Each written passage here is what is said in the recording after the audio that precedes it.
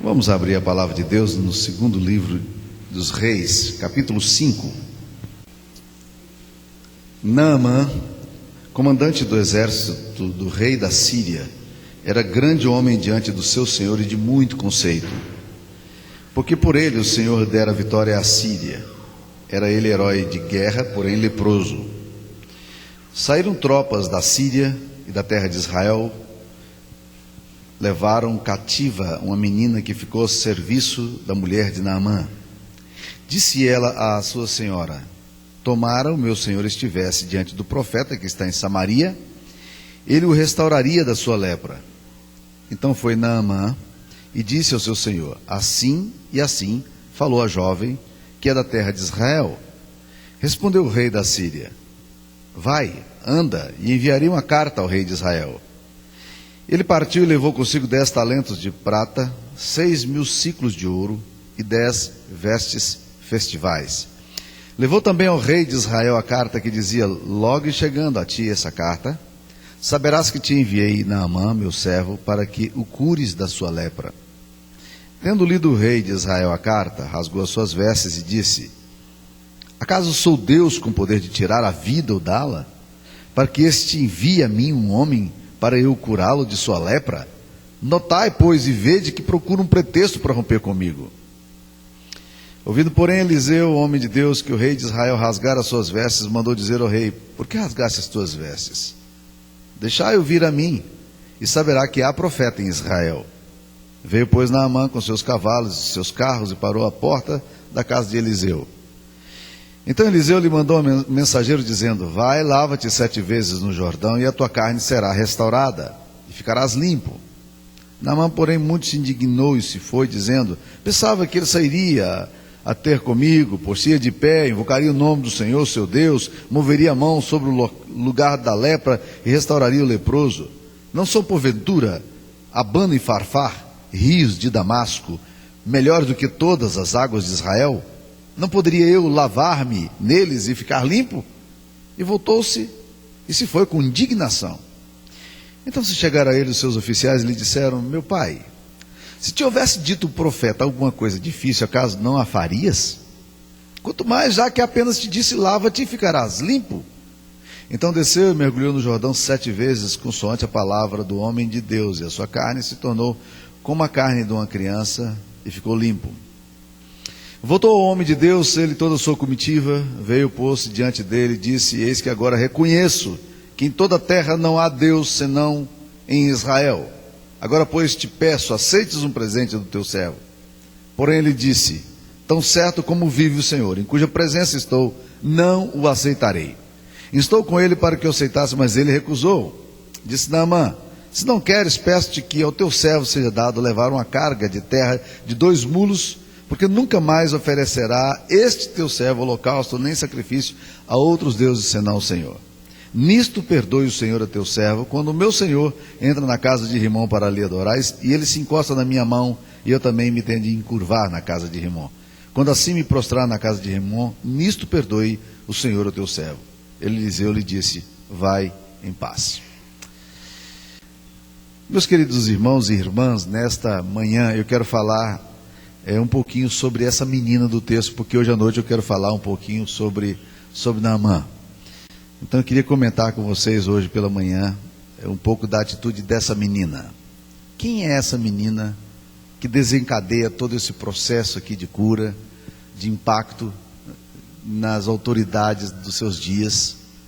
Quem é essa menina que é capaz de, pelo seu testemunho, falar de coisas do coração e impactar o comandante do rei da Síria, essas coisas se tornarem questões de palácio, essas coisas chegarem no Planalto Central e impactarem as pessoas que têm poder de comando? Muito pouco nós sabemos dessa menina. Alguém sabe o nome dessa menina? Alguém sabe quantos anos essa menina tinha? Alguém tem a genealogia dessa criança? Ninguém sabe nada dela, a não ser que existiu uma menina que amava a Deus e que um dia resolveu falar desse Deus a um homem absolutamente no caos. É isso que nós vemos nesse texto. Essa menina, ela é de escrava, é uma menina sem dignidade, é uma menina sem nome. Sabe-se lá Deus em que situações foi levada para a Síria, porque ela era escrava e não tinha direito, pode ter sido abusada sexualmente. Era muito comum isso acontecer, não seria muito difícil que essas coisas se dessem. Ela era exilada numa terra estranha, perdera o culto dela, a dimensão da vida familiar, não tem pai, não tem mãe, provavelmente morreram na guerra, não tem história, não tem religião, não tem fundamento humano, perdeu cultura, perdeu Deus, perdeu tudo. O que essa menina tem?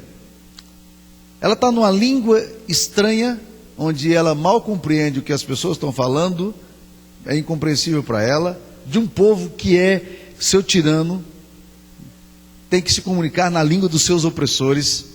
É assim que nós vamos encontrando essa menina. Perdeu todas as relações de afetos, perdeu toda a cultura, tios, pais, colegas, amigos, tudo. Abusos psicológicos de todas as formas, roubada da sua identidade e da sua individualidade, da sua infância, da sua adolescência. Parece-nos que essa menina só não perdeu o que você não pode perder, o que eu não posso perder. Ela só não perdeu a compreensão de que tem um Deus e esse Deus é vivo.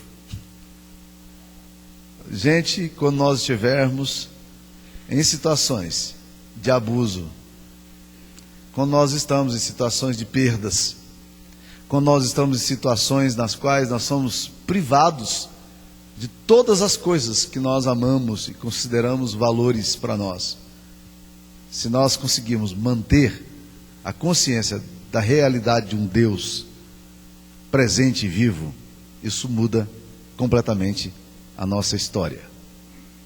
Alguns dias atrás eu estava lendo um texto da Corrie ten Boom, que foi levada para campo de concentração porque a família dela ousou abrigar vários judeus no sótão da sua casa, e eles levavam comida até que foram descobertos.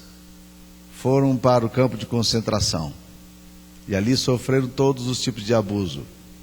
Ela narra que, para não morrer, elas pegavam o seu próprio sangue, passavam no rosto para que ficassem um pouquinho mais ruborizadas, e assim, mesmo naquela situação de penúria, as pessoas olhavam e diziam: não, ela está bem fisicamente, e assim sobreviviam.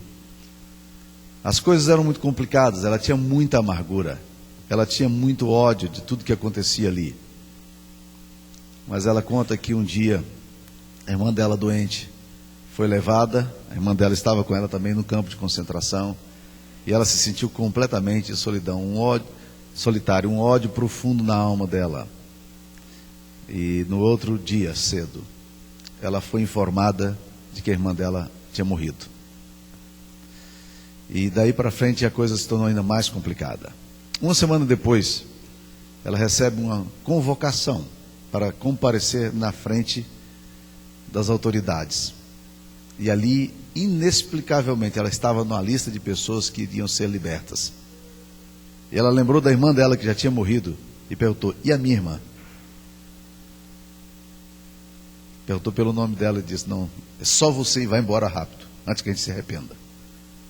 E ela saiu dali dizendo: eu não conseguia entender por que Deus fez tudo aquilo, mas agora eu estava sabendo por que Deus tinha feito aquilo.